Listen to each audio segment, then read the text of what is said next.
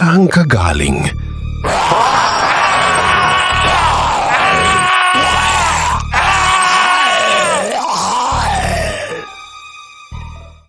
Sa pagpapatuloy ng kwento, world leaders nakatuon ng pansin sa bansang Pilipinas.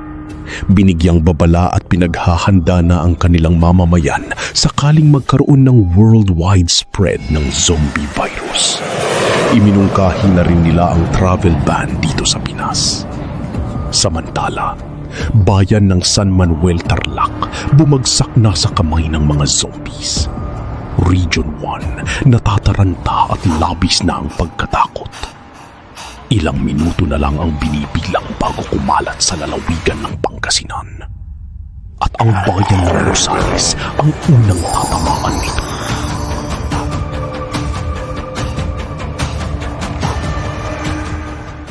Kaya naman, isang oras bago harapin ng mga kinaukulan ang mga zombie na papasok ng Rosales ay nagbigay na ng warning ang mayor ng bayan na huwag nang lumabas ng kanilang tirahan.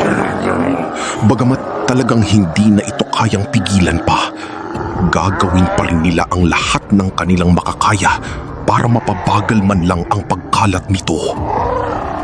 At sa kasalukuyan ay nasa Carmen na ang buong puwersa ng kapulisan at iba pang mga volunteer para sa laban na ito. Handa na silang sagupain ang mga infected. At sa may di kalayuan ay bigla na lang lumitaw mula sa kadiliman ng gabi ang mga pulutong ng mga infected na mga tao. Hinihintay na lang nila ang hudyat ng lumumuno bago sila magpaulan ng mga bala sa mga infected. Samantala, babalik tayo sa Mabalacat, Pampanga. Mga police officers na mag-iimbestiga sa terminal. Patuloy pa rin sila sa kanilang operasyon. Armored vehicle nagsilbing pahid para mahimok ang mga zombie na nasa paligid ng terminal upang malayang makapasok ang mga pulis sa control room upang makuha ang CCTV footage. Mapagtagumpayan kaya ito ng ating mga kapulisan sa buwis buhay na misyon nila. Samantala, sa kabilang bayan naman ng Tarlac ay nakaramdam na ng gutom sila Miguel, lalo na ang batang anak ng babaeng kanyang tinulungan.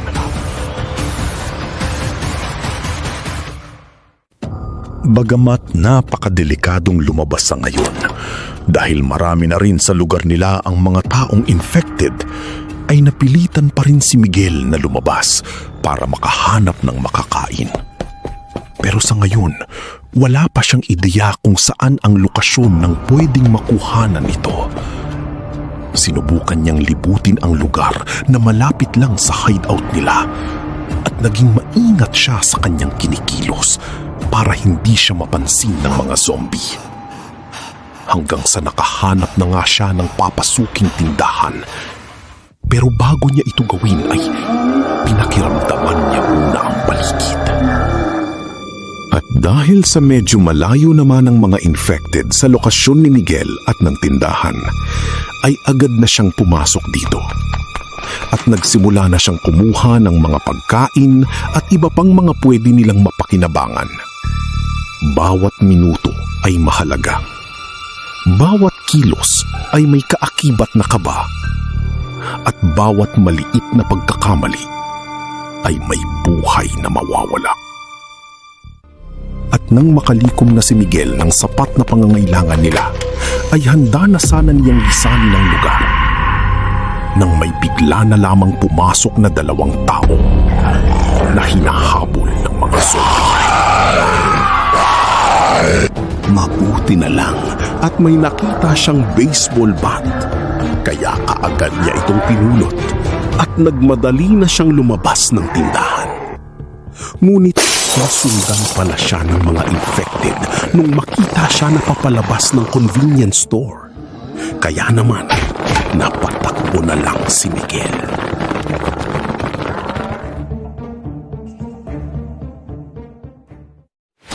Samantala sa bayan ng Rosales ay patuloy pa rin sa pakikipaglaban ng mga kapulisan sa mga zombie. Ang misyon nila ay ang mabawasan man lang ang bilang ng mga infected na pumapasok sa kanilang bayan.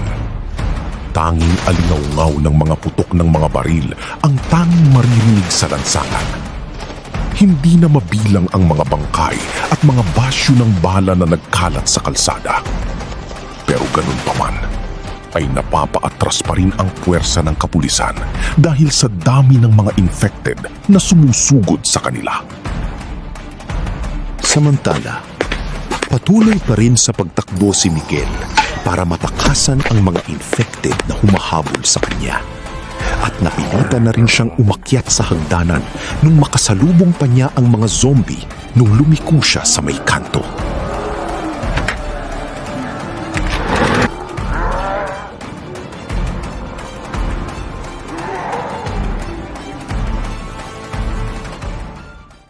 Samantala, sa Davao Terminal naman, ay busy ang dalawang pulis na nakasakay sa armored vehicle at kasalukuyan nilang inilalayo ang mga infected na mga tao palabas ng terminal para walang gaanong problema ang mga kabaro nila para maisagawa ang kanilang misyon ng matagumpay.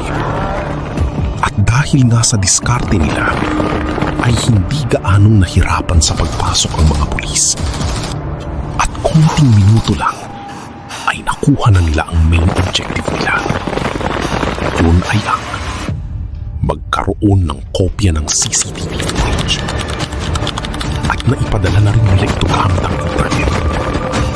Sa ngayon, ang tanging pakay na lang nila ay ang makaalis sa lugar na ito ng ligtas. Habang sa bayan ng Rosales naman, ay tuluyan ng umatras ang mga kapulisan sa laban kontra sa mga infected. Dahil ito sa patuloy na pagdating ng hindi na mabilang na mga zombie. Kaya naman ay wala na silang nagawa kundi ang umalis na lamang. Bakas na ang takot ng mga tao na nasa kanilang tahanan. Lalo na yung mga mamamayan na nasa loob ng Rosales Gymnasium. Dahil karamihan sa ating mga kababayan ay hindi gaon katibay ang kanilang mga bahay. Kaya napilitan na silang mag-evacuate sa gym na yun. Kasabay ng pag-atras ng puwersa ng kapulisan sa may Carmen Rosales, ay tuluyan na ring pinasabog ng otoridad ng Villasis ang tulay na nagdudugtong sa bayan ng Rosales at sa bayan nila. Kasama na rin sa mga pinasabog nila ay ang tulay ng Tiplex para maantala ang pagkalat ng zombie virus sa kanilang bayan. Nauna na rin nagbigay babala ang congressman ng 6th District na si Attorney Tyron Agabas sa kanyang nasasakupan. Mga minamahal kong kadistrito, ipagpaumanhin niyo po. Pero ayon po sa ating Department of National Defense at DOH, ang krisis na nararanasan natin ngayon ay hindi na mapipigilan pa. Wala pa silang malinaw na kasagutan kung bakit ito nangyari. Marami na sa ating mga kababayan sa ibang lalawigan na apektadong nasa sakit na ito. Sana po, ingatan natin ang ating sarili at ating pamilya, lalong-lalo na ang mga bata. Pagtibayin niyo po ang depensa sa inyong mga kabahayan. Huwag na tayong lumabas ng ating tahanan. Sisikapin po namin na makapagpadala ng tulong sa inyong mga kabahayan. Ang dagdag na ito ay laban nating lahat. Kapit lang po tayo at huwag nating kalimutang magdasal sa ating Diyos. Lilipas din itong mga kababayan ko.